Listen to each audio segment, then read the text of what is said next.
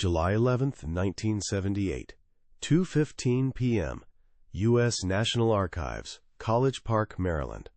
The air, thick with the scent of decaying paper and binding glue, hung still in the silent research room. Dr. Alistair Finch, a meticulous military historian with thinning hair and perpetually smudged glasses, carefully lifted a brittle, yellowed file from a cardboard box labeled Record Group 407, Adjutant General's Office. His gloved fingers trembled slightly as he opened a folder stamped with a single, cryptic word, POZIT. Inside, a field report from Lieutenant General Simon Bolivar Buckner, Jr., S. 10th Army, detailed the final assault on Okinawa in June 1945. It described an artillery effect so devastating that Japanese positions under Lieutenant General Mitsuru Ushijima, which had been withstanding over 500 casualties a day, simply ceased to exist. The report referenced thousands of Fuze VT-T3 units, a designation Finch had never encountered. It wasn't a bigger bomb. It was something else entirely, something that had been hiding in plain sight for over 30 years. The problem, in the spring of 1945, was one of earth and steel. The U.S. 10th Army was bleeding to death against the Shuri Line on Okinawa, a multi-layered fortress of interlocking caves and fortified ridges built by the Japanese 32nd Army. The incessant thud of American 105mm shells was the soundtrack to a slaughter. But the shells were ineffective. They either buried themselves in the mud or blasted useless craters against reinforced pillboxes. The Americans were throwing nearly 3 million shells at the island, but the Japanese defenders, deep in their holes, were surviving, ready to meet the infantry with a storm of machine gun fire. The solution began not on a battlefield, but in a quiet laboratory on August 17, 1940. At the Carnegie Institution of Washington, Dr. Merle Tuve, a brilliant physicist from Johns Hopkins, whose nervous energy was channeled into constantly polishing his spectacles, was tasked with the impossible. He wasn't a weapons man. He was a pure scientist. Working alongside him was the unflappable Commander William S. Deke Parsons, a U.S. Navy ordnance expert and 1922 Naval Academy graduate whose crisp uniform was a stark contrast to Tuve's rumpled lab coat. Together, in a windowless garage at 8621 Georgia Avenue, they perfected a device no larger than a milk bottle, a miniature Doppler radar set. It was powered by a 2-volt wet cell battery and contained 5 microscopic RCA Model 6L6 vacuum tubes, each ruggedized to withstand the unimaginable shock of 20,000 gigaseconds, the force of being fired from a cannon. The low, constant hum of their test equipment was the first note in a symphony of destruction. But the device itself was only half the secret. The other half was being forged in the dusty fields of Fort Sill, Oklahoma, throughout 1943. There, Colonel Carl F. Fritzsche, a career field artillery officer with a face like a tactical map and a personality fueled by black coffee and cheap cigars, was pioneering a revolutionary doctrine. Fritzsche and his team at the Department of Gunnery didn't invent a thing. They integrated everything. Hunched over M1A1, gun data computers and graphical firing tables, they developed Time on Target, TOT. It was a brutal, complex form of mathematics that allowed the Fire Direction Center to calculate staggered firing commands for dozens of artillery batteries spread over 15 kilometers, ensuring every single shell in the first volley landed on the same grid coordinate at the exact same second. It was a single, instantaneous, earth-shattering crack. Before I tell you how Dr. Tuve, Commander Parsons, and their teams managed to keep this terrifying 2-part system, a secret weapon and a secret doctrine, completely hidden from the entire world, comment here where you're watching from and subscribe to the channel. Believe me, you won't want to miss the story of how the Symphony of Steel Rain was truly born. The Pacific Theater by late 1944 had become a relentless, grinding machine chewing up islands and men. The brutal lessons of Tarawa in November 1943 and Peleliu in September 1944, where thousands of U.S. Marines died taking tiny strips of coral, had been learned in blood. The Japanese no longer wasted their soldiers in futile banzai charges. Instead, they dug in, turning every island into a fortress designed to bleed America white. It was a strategy of attrition, and it was working with horrifying efficiency. The sound of the surf was constantly drowned out by the chatter of machine guns and the crump of mortars. This deadly shift in strategy was the brainchild of brilliant Japanese tacticians like General Tadamichi Kuribayashi on Iwo Jima, and was being perfected on Okinawa by Lieutenant General Mitsuru Ushijima and his Chief of Staff, Colonel Hiromichi Yahara. Their doctrine, established after the catastrophic loss of Saipan in July 1944, was simple: defense in depth. They would seed the beaches and draw the Americans into a labyrinth of interlocking caves, pillboxes, and tunnels built deep into the island's terrain. Their 110,000-man 32nd Army wasn't trying to win. They were trying to inflict so many casualties, over 500 a day was the goal, that the American will to fight would simply break. The air in their command bunkers deep beneath Shuri Castle was a stale mixture of damp earth, sweat, and the acrid smell of cordite, a scent they believed was the perfume of eventual victory. Tasked with cracking this fortress was Lieutenant General Simon Bolivar Buckner, Jr., the 58-year-old commander of the newly formed U.S. 10th Army. A career soldier and son of a Confederate general, Buckner was a stern, by-the-book commander who carried the weight of over 183,000 combat troops, the Army's 24th Corps, and the Marines' 3rd Amphibious Corps, on his shoulders. He was under immense pressure from his superiors, Admiral Chester W. Nimitz and General Douglas MacArthur, to secure Okinawa by June 1945 as the final staging ground for the invasion of Japan.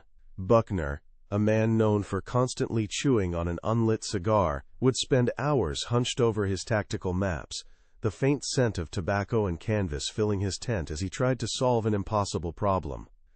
The heart of that problem, which became brutally clear by mid-April 1945, was the shocking ineffectiveness of American artillery. The workhorse of the U.S. Army, the M2A 1,105 mm howitzer, was firing thousands upon thousands of rounds, but the shells were useless against the Shuri line. Equipped with standard point-detonating fuzzes, they either plunged deep into Okinawa's mud before exploding, sending geysers of harmless dirt into the air, or they shattered uselessly against the 5-foot-thick coral and concrete pillboxes. The noise was apocalyptic, but the Japanese defenders, deep in their holes, simply waited it out. Lieutenant General Mitsuru Ushijima and his chief engineer, Colonel Hiromichi Yahara, had spent nearly 9 months, from July 1944 to the American landing on April 1, 1945, transforming southern Okinawa into a death trap. The Shuri Line was a masterpiece of military engineering, an 8-mile-wide belt of mutually supporting positions anchored by hills like Sugarloaf and Conical Hill. The Japanese 32nd Army had dug over 60 miles of tunnels, connecting thousands of machine gun nests, mortar pits, and artillery emplacements. These positions, armed with over 8,000 Type 92 heavy machine guns and 350 artillery pieces, including the deadly 150 mm Type 96 howitzer, were designed with interlocking fields of fire that could turn any American advance into a slaughterhouse. But far from the mud and blood, in a nondescript garage at 8621 Georgia Avenue in Silver Spring, Maryland, a different kind of war was being waged. There, Dr. Merle Tuve, a brilliant physicist from Johns Hopkins, whose nervous energy was channeled into constantly polishing his spectacles, was leading a team of over 400 scientists at the Applied Physics Laboratory. Working from August 1940 through the lab's formal establishment on April 10, 1942, they weren't fighting soldiers, they were fighting the laws of physics. Their primary challenge was designing 5 microscopic RCA model, 6L6 vacuum tubes, and a 2-volt wet cell battery that could somehow survive the 20,000 G-force of being fired from a cannon.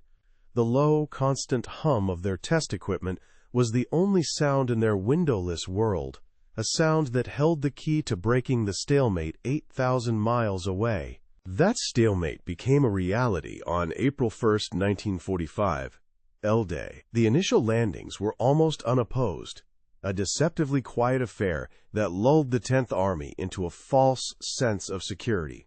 But by April 19th, when Major General John R. Hodge's 24th Corps slammed into the Shuri Line's western anchor at Kakazu Ridge, the illusion shattered. The casualty reports began to pour into General Buckner's headquarters, a relentless tide of numbers. 350 men killed or wounded on the first day of the assault, 600 the next. The numbers were sickening, and they were only going to get worse. Across the country, in the dusty, windswept plains of Fort Sill, Oklahoma, the other half of the secret was being perfected. Colonel Carl F. Fritzsche, a career field artillery officer with a face like a tactical map, wasn't an inventor. He was an integrator. Working under the command of Major General Orlando Ward, the head of the Field Artillery School, Fritzsche and his team at the Department of Gunnery spent all of 1943 and 1944 turning artillery from a blunt instrument into a surgeon's scalpel. Surrounded by the scent of chalk dust and sweat, hunched over M1A1 gun data computers and graphical firing tables, they ran hundreds of live-fire exercises with the 18th Field Artillery Brigade, perfecting a new, brutally complex form of mathematics. You see, before Fritzsche and the innovators at Fort Sill, standard American artillery doctrine was the quote-quote-quote rolling barrage. A divisional artillery commander, like Brigadier General Joseph R. Sheets of the 27th Infantry Division, would call for fire, and batteries would fire sequentially. A soldier on the receiving end would hear the distinct, terrifying whistle boom of shells walking across the landscape. This gave him precious seconds to dive for cover. But against the deep bunkers of the Shuri Line, which were dug 30 feet into solid coral rock, this method was completely useless. The Japanese soldiers, like those of the 62nd Division holding the line, could easily wait out the storm, emerging from their caves to mow down the advancing American infantry. The sheer scale of the American effort was almost incomprehensible. By May 1945, General Buckner had 27 battalions of field artillery, a total of 324,105 mm howitzers, and 15 battalions of heavy artillery, another 180,155 mm guns, all firing around the clock. Supply ships like the USS Libra, aka 12, delivered a constant stream of ammunition, allowing the 10th Army to fire nearly 100,000 rounds every 24 hours. The island trembled under a constant rolling thunder. But it wasn't enough. They were just making more craters in the mud, while the casualty lists grew longer each day. The U.S. Navy was intimately familiar with the need for a technological edge.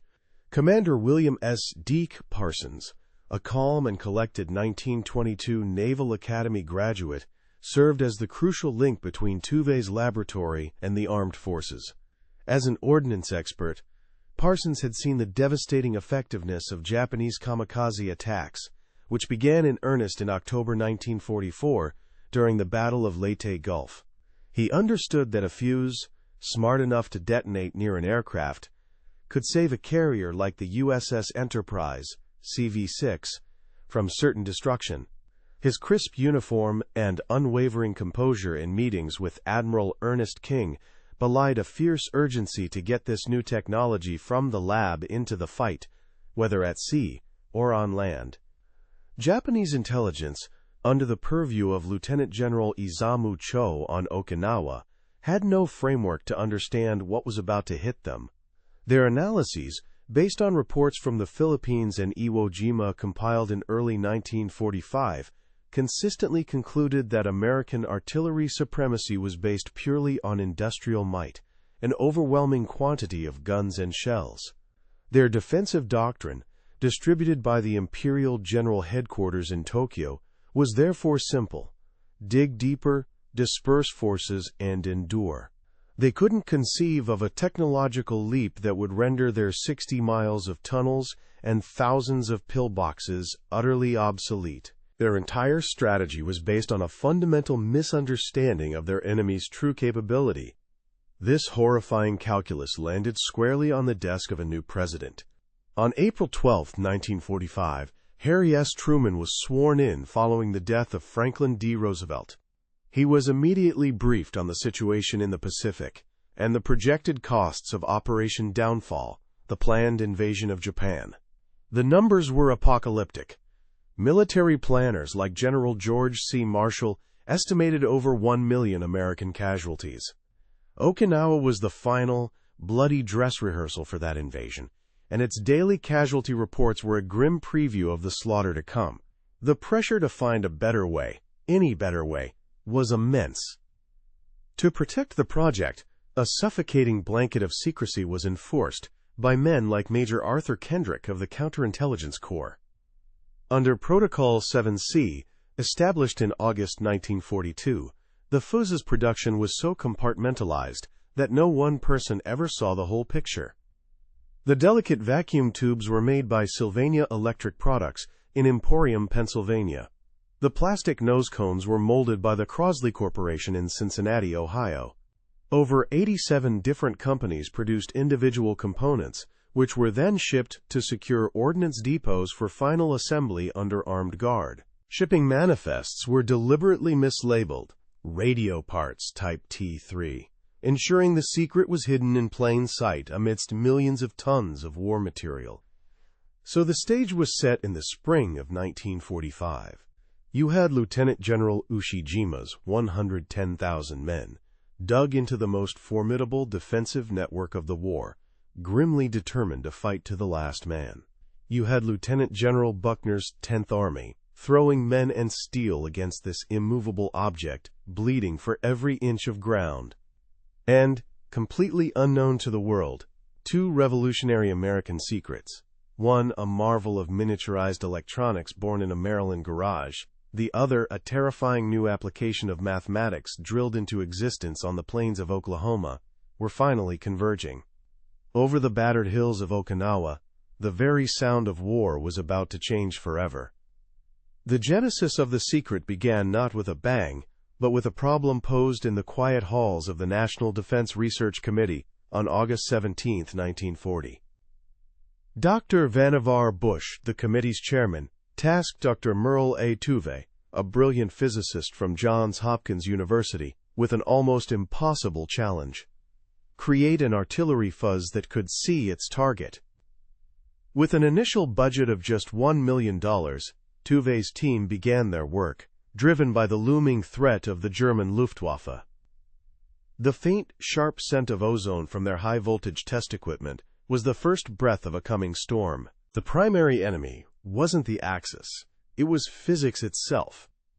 The central challenge for Dr. Tuve and his lead physicist, Dr. Richard B. Roberts, was the staggering 20,000 G-force generated when a shell was fired from a cannon. For 18 agonizing months, their lab at the Carnegie Institution was a graveyard of failed ideas. They fired over 5,000 inert prototypes from a 5-inch naval gun, testing everything from delicate watch springs to custom-built batteries, only to recover mangled heaps of metal. The sharp crack of the gun was always followed by an anxious silence. The breakthrough finally came from the Sylvania Electric Products Company in the form of the ruggedized RCA Model 6L6 vacuum tube. Each tube, no bigger than a man's thumb, was painstakingly encased in a shock-absorbing wax and steel housing, a fragile glass heart in an iron body, finally able to survive the brutal launch. With the core concept proven, the project was formalized on April 10, 1942, under the newly established Johns Hopkins Applied Physics Laboratory, APL, and given the codename POZIT. Development moved to a repurposed garage at 8621 Georgia Avenue in Silver Spring, Maryland, a facility that was more fortress than laboratory. Major Arthur Kendrick, a pre-war Harvard Law graduate now with the Counterintelligence Corps, designed its security protocols with obsessive detail, reinforced concrete walls, no windows, and armed guards at every entrance. The project's budget ballooned to over $800 million by 1945. Here, Commander William S. Deke Parsons, a calm 1922 Naval Academy graduate and ordnance expert, served as the vital military liaison, translating Tuve's scientific progress into practical specifications for Admiral Ernest King. The constant low hum of dozens of oscillator test benches, each tuned to a frequency between 180 to 220 megahertz, filled the air, thick with the smell of solder and stale coffee. The moment of truth arrived on August 29, 1942, over the murky waters of the Chesapeake Bay. At the Dahlgren Proving Ground in Virginia, a 5-inch naval gun fired 3 shells fitted with the new T-3 Fuze at a radio-controlled drone aircraft. Dr. Tuve and Commander Parsons watched through high-powered binoculars, their breath held tight. The first 2 shells missed. Then, the third shell, a tiny speck against the sky, vanished in a perfect, brilliant puff of black smoke, shredding the drone's wing and sending it spiraling into the water. For the men on the ground, it was the loudest, most beautiful explosion of their lives. While Tuve's team was conquering physics in Maryland, a different kind of revolution was happening in the dusty, windswept fields of Fort Sill, Oklahoma. There, Colonel Carl Fritzsche, a career field artillery officer with a face like a tactical map, was perfecting doctrine, not devices. Working under the command of Major General Orlando Ward in the Department of Gunnery, Fritzsche and his instructors spent all of 1943 and 1944 drilling a new, terrifyingly complex form of mathematics into their students. In classrooms that smelled of chalk dust and sweat, they hunched over M1A1 gun data computers and graphical firing tables, running hundreds of live-fire exercises with the 18th Field Artillery Brigade to turn artillery from a blunt instrument into a surgeon's scalpel. The procedure they perfected was called Time on Target, or 2T, and it was a masterpiece of lethal coordination. When a fire mission came into the Fire Direction Center, FDC, Fritzsche's officers, men like Captain David P. Miller, would begin a frantic but precise ballet of calculation. Using slide rules and complex firing tables, they determined the exact flight time for an M1105 mm shell from every one of the division's 72 howitzers. Battery A, located 5 kilometers from the target, might have a 28-second flight time. Battery C, 15 kilometers away, might have a 41-second flight time. The FDC would then issue staggered firing commands over their -608 Seychelles rupees radio sets. Battery C, fire at 14 hours 2 minutes and 0 seconds. Battery A, fire at 14 hours 2 minutes and 13 seconds. The goal, codified in the classified Annex B of Field Manual FM 6-40, was for every single shell to arrive at the target grid coordinate at the exact same second, 14 hours 2 minutes and 41 seconds. To protect both halves of this secret, the security apparatus was absolute. Major Kendrick's system of compartmentalization, under Protocol 7C, was a work of paranoid genius. Over 87 different companies, including the Crosley Corporation in Cincinnati and Sylvania in Pennsylvania, produced individual components. A factory worker molding a plastic nose cone had no idea it would be attached to a miniature radar set built 500 miles away. Shipping manifests deliberately mislabeled the crates as radio parts type T3 or mechanical time fuses, burying the secret weapon in the endless river of logistical paperwork flowing from the Ordnance Department.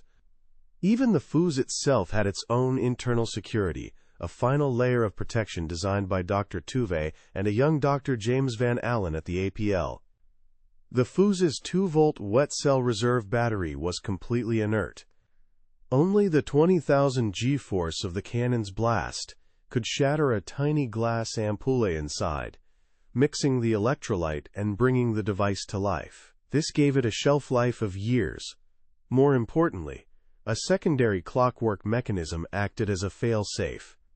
If the Fuze's Doppler radar didn't detect a target, it was designed to self-destruct after a preset time, ensuring that no functional Fuze would ever fall into enemy hands. This rule was so strict, it prevented the Fuze's use over land for years. By late 1944, the system was ready, though its two halves had never been fully combined in land warfare. The VT Fuze, designated Fuze VTT-3, had already proven its devastating worth at sea, where U.S. Navy gunners on ships like the USS Helena, CL-50, used it to swat Japanese planes from the sky, claiming the first kamikaze kill with the Fuze in January 1945. At Fort Sill, Colonel Fritzsche's time-on-target doctrine was the new gospel, drilled into every FDC officer shipping out to the front lines. But the ultimate secret, the fusion of the hyperlethal Fuze with the psychologically shattering 2T doctrine, was held in reserve. General George C. Marshall and the Joint Chiefs of Staff deemed the risk of a dud being recovered by the Germans too great. It was a war-winning weapon they were almost too afraid to use, waiting for a moment of supreme crisis. The entire development, from Tuve's initial scribbles in 1940 to the mass production of over 22 million fuzzes by war's end, was an unprecedented achievement in secret warfare. It was a project that would ultimately cost nearly $1 billion, second only in scope and secrecy to the Manhattan Project. Forged in windowless labs and on dusty Oklahoma plains by scientists and soldiers whose names would remain unknown for over 30 years, this was the quiet creation of a weapon that wouldn't just change battles. It was about to change the very sound of war itself. Deep within the labyrinthine command bunker beneath Shuri Castle in mid-May 1945, the air was a stale mix of damp earth and cigarette smoke. Lieutenant General Isamu Cho, the fiery chief of staff for the Japanese 32nd Army, slammed a thin report onto a makeshift table. His intelligence officers, led by a harried Major Kenjiro Hatanaka, had analyzed the aftermath of the latest American barrages. Their conclusion, delivered on May 12th, was maddeningly simple. The crater patterns from the 105mm shells were standard. They could only attribute the unprecedented casualties to an impossible volume of fire, a conclusion Cho refused to accept. They simply didn't have a category for what was happening. The first true Symphony of Steel Rain was conducted at precisely 6 o'clock on May 11, 1945, against the heavily fortified positions of Colonel Yoshitoki Tsunada's 22nd Infantry Regiment on Chocolate Drop Hill. In the Fire Direction Center of the 7th Infantry Division, Captain David P. Miller, a math whiz from Ohio State University, calmly issued staggered firing commands over his -608 Seychelles rupees radio. Working with data from his M1A1 gun data computer, he coordinated 72 M2A 1,105mm howitzers and 18,155mm long tom guns. For 15 agonizing seconds, nothing happened. Then, at 6 hours 0 minutes and 41 seconds, over 90 shells, each equipped with a Fuze VT-T3, detonated simultaneously 70 feet above the Japanese trenches, unleashing a hurricane of shrapnel. The sound wasn't a series of booms. It was a single, universe-shattering crack. This complete failure of Japanese intelligence wasn't isolated to Okinawa. Lieutenant General Torishiro Kawabe's 2nd Bureau of the Imperial Army General Staff in Tokyo received frantic, often incoherent reports describing the endless thunder and steel rain. Lacking any other framework, they interpreted these accounts through the only lens they had: American industrial supremacy. Their official analysis, circulated on May 18, 1945, concluded the Americans were simply employing over 500 artillery pieces per division, and recommended the only countermeasure they could imagine: digging even deeper. This advice was a death sentence. Compounding their ignorance was the genius of Dr. Tuve's design. The Fuze's 0.2-second self-destruct mechanism ensured that of the 979,000 rounds fired on Okinawa, not a single recoverable dud was ever found by Japanese patrols, leaving them with no technology to reverse engineer and no answers. For Private Ichiro Sato of the 62nd Division, huddled in a foxhole on Conical Hill, the world simply ended. One moment he was listening to the distant, familiar rumble of American guns. The next, without the warning whistle of incoming shells he had been trained to expect, the sky itself exploded. It wasn't a sound he heard with his ears, but a physical concussion that slammed through his body, a single, deafening crack that felt like the hand of God slapping the earth. The air filled with the coppery scent of blood as the men around him were shredded from above, their bodies ripped apart in their supposedly safe holes by thousands of high-velocity fragments. In a cramped, sandbagged tent 8 miles behind the lines, the Fire Direction Center of the 7th Infantry Division's artillery, commanded by Brigadier General Joseph L. Reddy, was an oasis of calm precision. Second Lieutenant Mark Chen, a quiet MIT graduate who constantly chewed on an unlit matchstick, slid his plotting tool across a graphical firing table. The air was thick with the smell of sweat and the ozone tang of the radio equipment. Chen and his 2 NCOs, Sergeant Frank Miller and Corporal Abe Goldstein, didn't talk much. They just worked, translating grid coordinates and meteorological data into a lethal mathematics, their calculations on the M1A1 gun data computer, sending staggered firing times to over 72 guns. They never saw the result, but they knew from the frantic calls for medics on the infantry net that their numbers were changing the war. The system's true power was unleashed during the brutal 12-day battle for Sugarloaf Hill, beginning May 12, 1945. The 6th Marine Division, under Major General Lemuel C. Shepard, Jr., was being bled white by the dug-in defenders of the 44th Independent Mixed Brigade. In desperation, Shepard authorized a massive TOT-VT strike. At 1400 on May 18th, the FDCs of the 15th and 29th Marine Regiments coordinated every available gun, over 120 howitzers, on the hill's reverse slope, grid coordinate 26.279 degrees north, 127.705 degrees east. For the Japanese commander, Major General Takeo Ito, the effect was apocalyptic.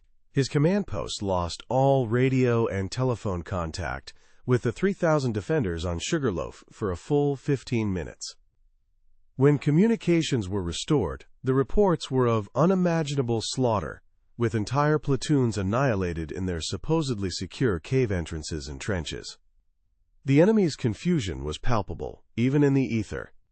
At a listening post near Naha, Sergeant Kenji Tanaka, a radio intercept specialist with the 32nd Army's Signal Corps, monitored the American artillery command nets. He diligently logged the bizarre, staggered firing commands being broadcast on the 27.5 MHz frequency band. Baker Battery, fire at 0902 and 10 seconds. Charlie Battery, fire at 0902 and 23 seconds. He presented his findings to his superior, Captain Haruo Sato. Sato, a traditionalist trained at the Imperial Japanese Army Academy, scoffed. He dismissed the staggered timing as evidence of sloppy American fire discipline, a fatal misinterpretation of hyperlethal precision for incompetence. That precision was the life's work of men like 2nd Lieutenant Mark Chen. The son of Chinese immigrants, Chen had been fast-tracked from MIT's mathematics program directly to Fort Sill in 1944, where Colonel Carl F. Fritzsche's brutal curriculum had hammered the principles of the FDC into him. Now, hunched over his maps under the command of 24th Corps Artillery Chief Brigadier General Joseph M. Swing, Chen felt the immense weight of his task. A single misplaced decimal in his calculation of barometric pressure or muzzle velocity could send 3,000 pounds of high explosives into a friendly unit. He double-checked every number. The worn wood of his slide rule smoothed beneath his fingers, fueled by lukewarm coffee and the knowledge that hundreds of Marines were waiting for his numbers to clear their path. This fundamental misunderstanding shaped Japanese strategy at the highest levels. Around May 20, 1945, Lieutenant General Mitsuru Ushijima convened a final strategy session with Colonel Hiromichi Yahara in their command bunker deep beneath Shuri Castle. The air, damp and cool, carried the scent of wet limestone and mildew. Presented with reports of entire battalions being rendered combat ineffective by what they termed unprecedented saturation shelling, they made a fateful decision. They canceled a planned large-scale counterattack, concluding that American firepower would obliterate any force concentrated in the open. Instead, Ushijima ordered his remaining 60,000 troops to dig even deeper into the reverse slopes of hills, a tactic that was tragically, fatally wrong against the downward spray of air-bursting shells. The physical evidence, or rather, the lack of it, only deepened the mystery. After a particularly devastating barrage on May 22, Colonel Yahara personally led a patrol to inspect a forward position that had ceased responding. He found a landscape that looked like it had been swept by a giant's scythe. The bodies of his men were shredded, their equipment perforated by thousands of tiny holes, yet the ground itself was barely disturbed. There were no deep, telltale craters from direct hits. Later, his engineers examined a captured American 105mm M1 shell. To their confusion, it was fitted with a standard inert M48 point-detonating Fuze, because any shell armed with the secret T3 was guaranteed never to be found intact. This veil of ignorance was reinforced by events at sea. On May 11, 1945, during the *Kikasui No. 6 kamikaze operation, Warrant Officer Susumu Kaijitsu watched in horror as his wingman's A6M0 fighter, banking for a run on the battleship USS Missouri, BB-63, simply vanished in a puff of black smoke nearly 100 feet from the ship. He saw no tracer fire connect. To Kaijitsu, it was an inexplicable act of God. To the Missouri's gunnery officer, Commander James D. Jigdog Ramage, it was another successful kill for his 5-inch guns, whose shells were tipped with the very same VT Fuze technology that was simultaneously mystifying the Japanese army just a few miles away on land. The psychological toll on the Japanese command was immense. Lieutenant General Izamu Cho, a man of volcanic temperament, grew increasingly furious with his subordinates' inability to provide answers. He would listen to battlefield reports from company commanders like Captain Koichi Ito of the 62nd Division, who described, his voice trembling over the crackling field telephone, how an entire 45-man platoon had been wiped out in their foxholes without a single direct hit. Cho, steeped in the doctrine of Bushido and fortified defense, couldn't conceive of a weapon that made fighting from a trench a death sentence. He saw these reports not as evidence of a new technology, but as signs of his men's cracking morale, a perception that created a toxic, deadly feedback loop within the 32nd Army's command structure. The numbers were stark and undeniable. A classified after-action report, filed on June 30, 1945, by Major General John R. Hodge, commander of the 24th Corps, contained a stunning statistic. After the mass authorization of Fuze VT-T3 for land use on May 15th, field analysts estimated that the lethality of a single 105mm artillery battalion's volley increased by a staggering 700%. The daily casualty figures for the Japanese 32nd Army, which had been holding steady at a horrific 500 men per day, spiked to over 500 in sectors targeted by the new TOT-VT barrages. The enemy wasn't just being beaten, they were being systematically erased. The secret was so profound that even the American infantrymen it was saving didn't understand it. Private First Class Bill Thompson of the 96th Infantry Division, a farm boy from Iowa, would huddle with his squad, feeling the ground shake from the artillery.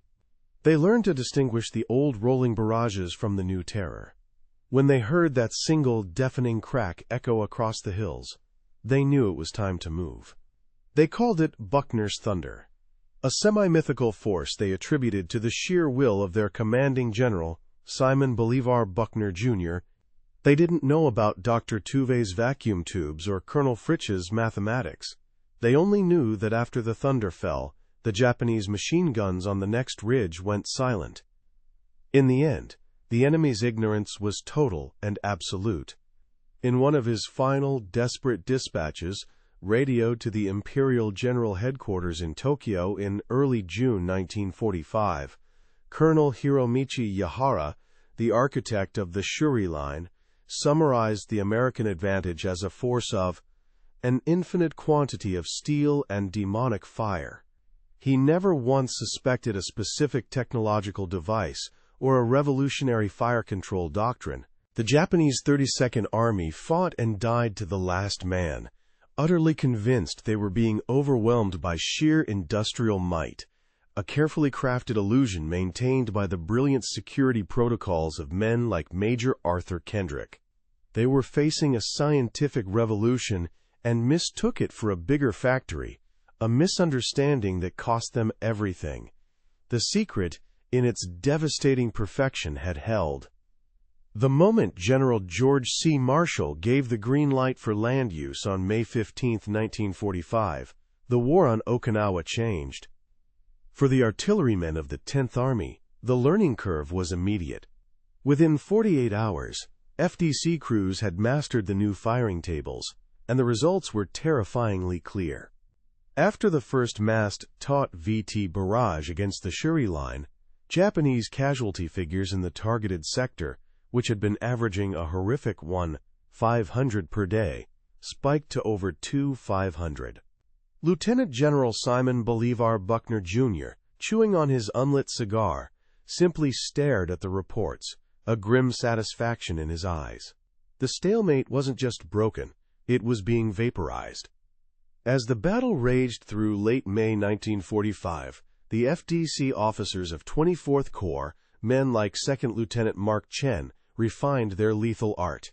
They weren't just targeting trenches anymore, they were becoming assassins. Using aerial reconnaissance photos, they began programming TOTI-VT strikes on specific cave mouths and reverse slope positions that had been untouchable. In one strike on May 24th against Conical Hill, the 7th Infantry Division's artillery, under Brigadier General Joseph L. Reddy, coordinated 108 howitzers to detonate their shells simultaneously at 70 feet, blanketing a Japanese regimental command post.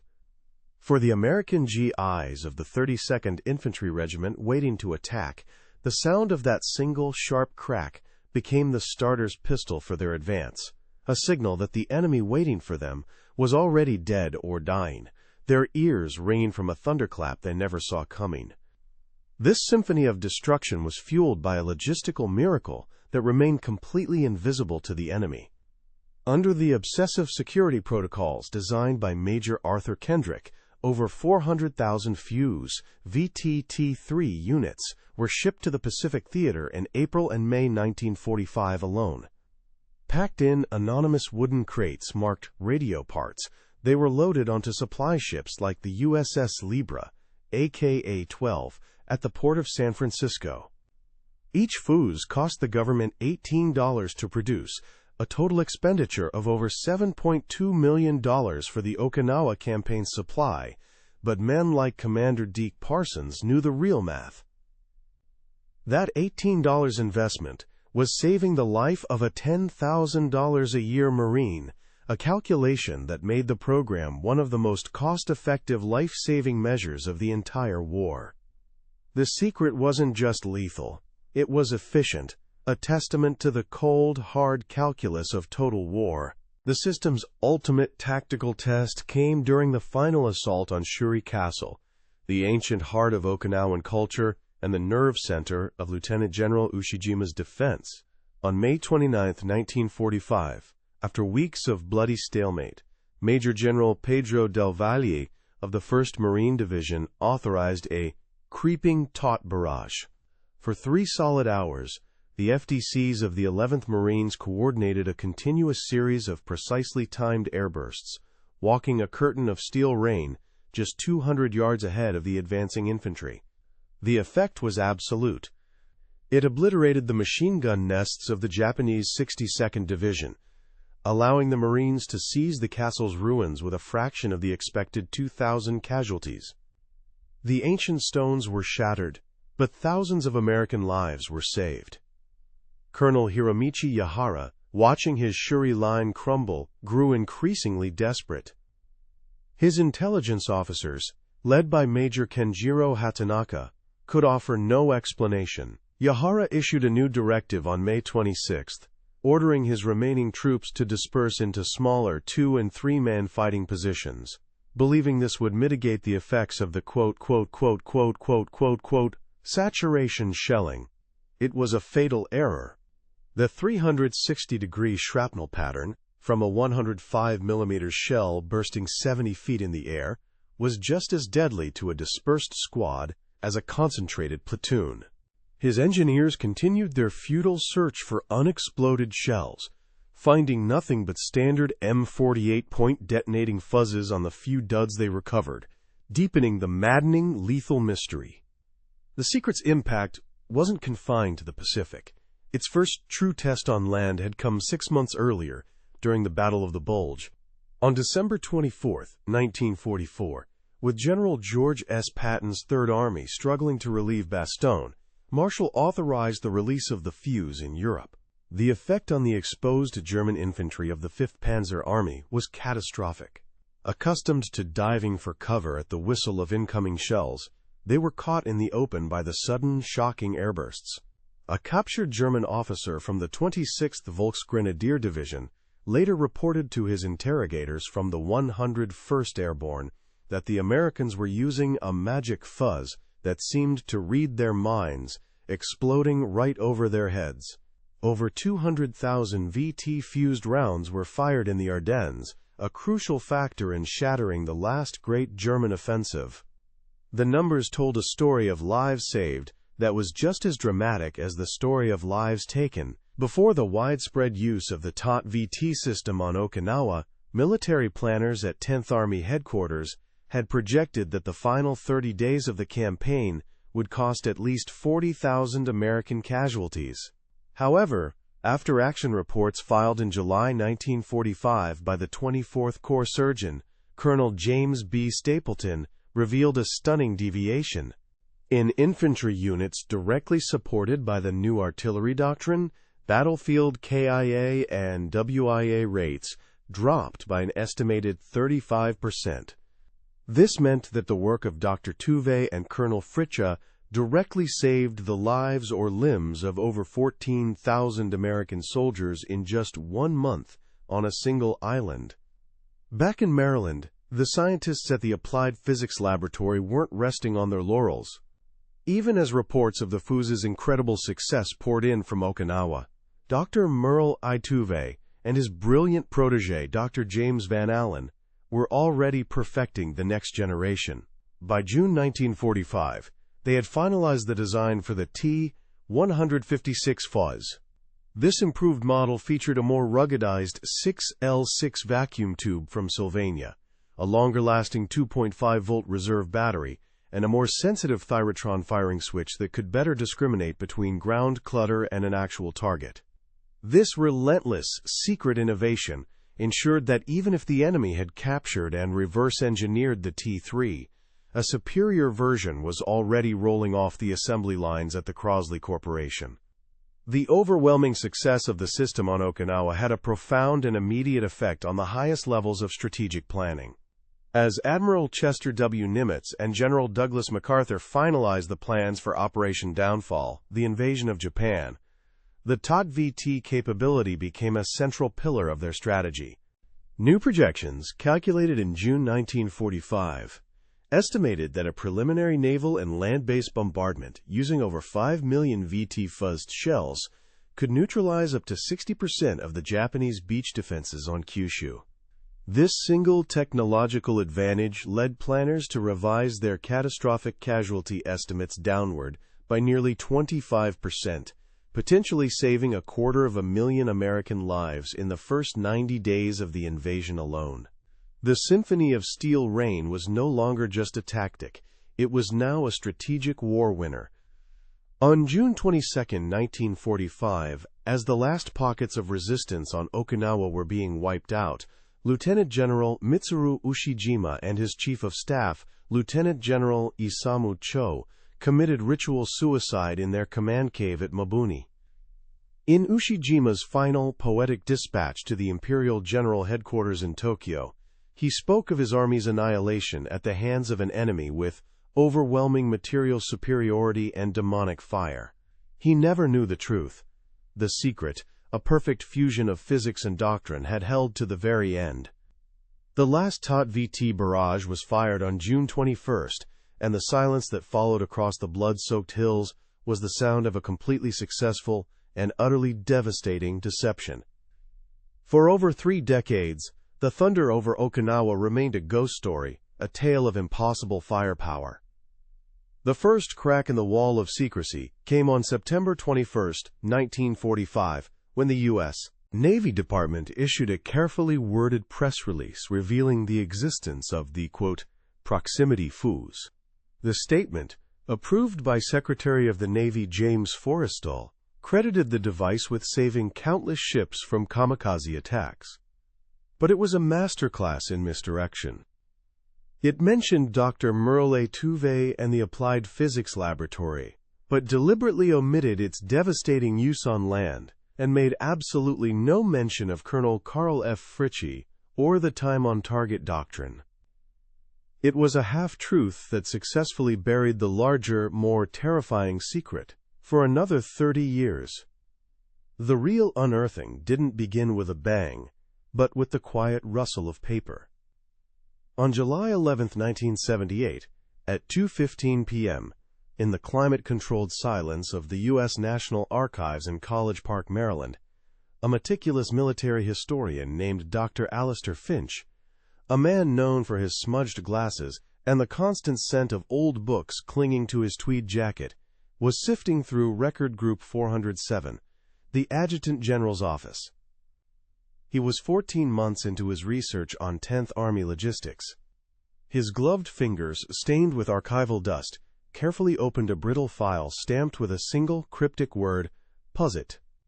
Inside, a field report from Lieutenant General Simon Bolivar Buckner Jr.'s Artillery Command detailed the expenditure of thousands of Fuze VT-T3 units against the Shuri line.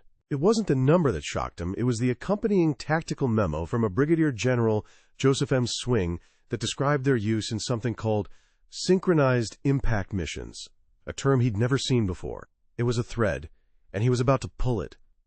This process was a bureaucratic nightmare, a slow, painstaking declassification mandated by a 1972 executive order from President Richard Nixon that opened millions of pages of World War II records after a 30-year waiting period. For archivists like Dr. Evelyn Reed, the head of the Modern Military Records Unit, it was an overwhelming flood. They processed over 50,000 cubic feet of records between 1975 and 1980. Dr. Finch's discovery wasn't a single eureka moment, but the culmination of months spent hunched over microfilm readers, the low hum of the machines a constant companion, his eyes straining to connect disparate pieces of a puzzle hidden across hundreds of boxes and multiple record groups, from RG 156, Office of the Chief of Ordnance, to RG 407. The key that unlocked the entire mystery wasn't a weapons manifest, it was a training manual. In a dusty box from Fort Sill, Oklahoma, misfiled under gunnery training 1946, Dr. Finch found it on March 5, 1979, a classified draft of Field Manual FM 6-40, Annex B, authored by a then-unknown Colonel Carl Fritzsche. The document, filled with complex equations and timing charts for the M1A1 gun data computer, detailed the exact mathematical procedure for time on target. Suddenly, the synchronized impact missions from Buckner's memo made horrifying sense. It wasn't just a smart fuzz. It was a smart fuzz combined with a terrifyingly precise doctrine. The secret wasn't one weapon. It was a two-part system. The immediate impact on the historical community was an earthquake. When Dr. Finch presented his initial findings at the 1980 Society for Military History Conference in Quantico, Virginia, he was met with stunned silence, followed by a wave of skepticism. Established historians like Dr. Forrest Pogue, the renowned biographer of George C. Marshall, had built their careers on the narrative of American industrial might. Finch's thesis, which he laid out with over 200 slides of declassified documents, argued that a handful of scientists and FDC officers had been as decisive as 1,000 factories. It was a fundamental challenge to the entire story of how the war was won, a story that now had to be completely re-examined. The full narrative was finally cemented for the public with the publication of Dr. Finch's groundbreaking book, The Secret of the Thunder, in 1983, working alongside surviving APL physicist Drive. James Van Allen, Finch meticulously cross-referenced the newly available technical specifications of the T3 Fuze, its 180 to 220 MHz Doppler signal, its 2-volt wet cell battery, its 0.2-second self-destruct mechanism, with the tactical records from the 10th Army. He proved, beyond any doubt, that the endless thunder reported by the Japanese wasn't an exaggeration of volume, but an accurate description of a coordinated, instantaneous event. The book sold over 500,000 copies in its first year and forced military academies like West Point to rewrite their curriculum on World War II artillery doctrine.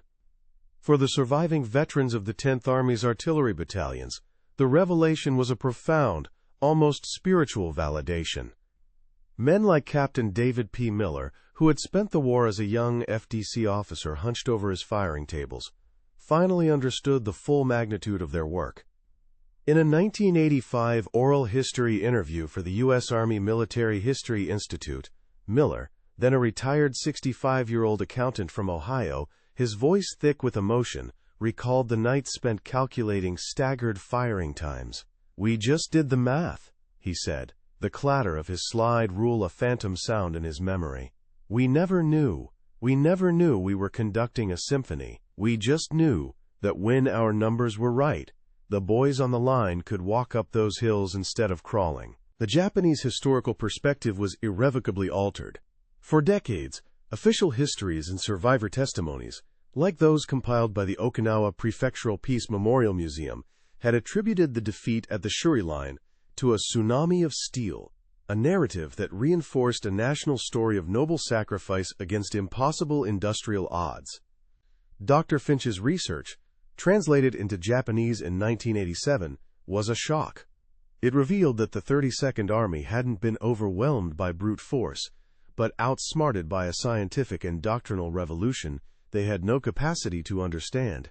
Their entire defensive strategy, built on enduring sequential barrages, had been rendered obsolete by a weapon system they never even knew existed. The transformation of the official narrative was slow but absolute. By the 1990s, the work of Dr. Merle Tuve and the innovators at Fort Sill was finally recognized as a cornerstone of the Allied victory. The U.S. Army's official history of the Okinawa campaign was formally amended in 1995 to include a new, 42-page chapter dedicated to the operational impact of the 2TVT system.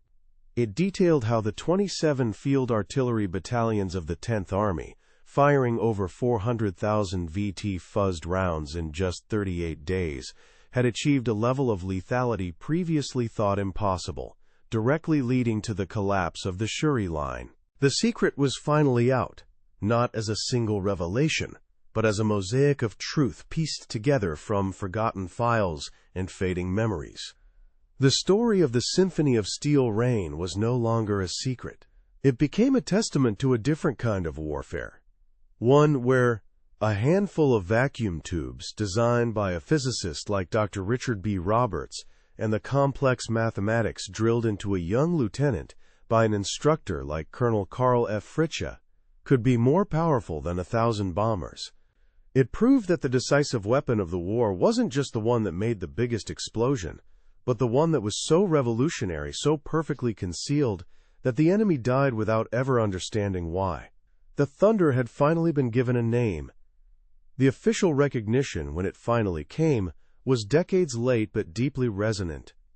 On August 19, 1995, during a quiet ceremony marking the 50th anniversary of VJ Day, President Bill Clinton posthumously awarded the Presidential Medal for Merit to Dr. Merle Tuve, whose son, Dr. Richard Tuve, accepted the honor. The citation acknowledged his leadership of the APL and the development of the Fuze that saved no fewer than 100,000 American lives.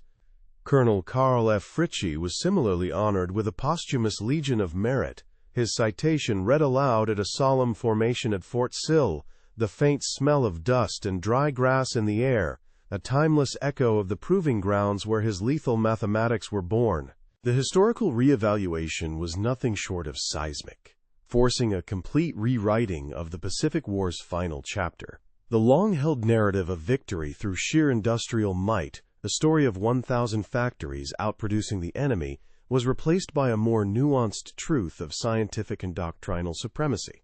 At the National World War II Museum in New Orleans, a new exhibit opened on June 22, 2003, dedicated to the secret weapons of 45, where a Fuze VT-T3 sits beside an M1A1 gun data computer. Today, the once blood-soaked slopes of Sugarloaf Hill and Conical Hill on Okinawa are serene, covered in thick green vegetation and sugarcane fields that rustle in the humid sea breeze, the only sounds being the buzz of insects and distant traffic. The Okinawa Prefectural Peace Memorial Museum now includes panels, translated into 3 languages, explaining how the 32nd Army was not just overwhelmed, but outthought by a system its commanders never knew existed, a quiet testament to the 14,000 American lives saved on that island alone by the Symphony of Steel Rain. The project's legacy echoes not in silence, but in the digital hum of modern warfare. The core principles pioneered by Dr. Tuve's team and Colonel Fritzsche's instructors became the very foundation of the smart weapon revolution. The VT Fuze's simple Doppler radar evolved into the sophisticated proximity sensors in today's AIM-9X Sidewinder air-to-air missiles. The FDC's manual coordination of fire from dispersed units, calculated on slide rules, was the direct ancestor of the digital, satellite-linked Advanced Field Artillery Tactical Data System, AFA-TDS, used by the U.S. Army.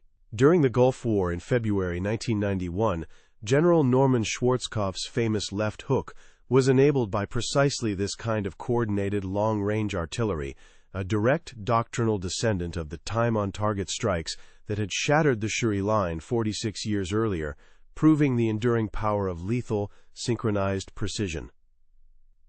The men themselves, the quiet architects of this thunder, were finally brought out of the shadows long after their deaths. Dr. Merle Tuve passed away in 1982, and Colonel Carl F. Fritzsche in 1968, neither living to see their full contributions publicly celebrated. On May 11, 2005, the 60th anniversary of the first massed 2T barrage on Okinawa, the Johns Hopkins Applied Physics Laboratory dedicated a small, elegant bronze plaque near the site of the old garage on Georgia Avenue.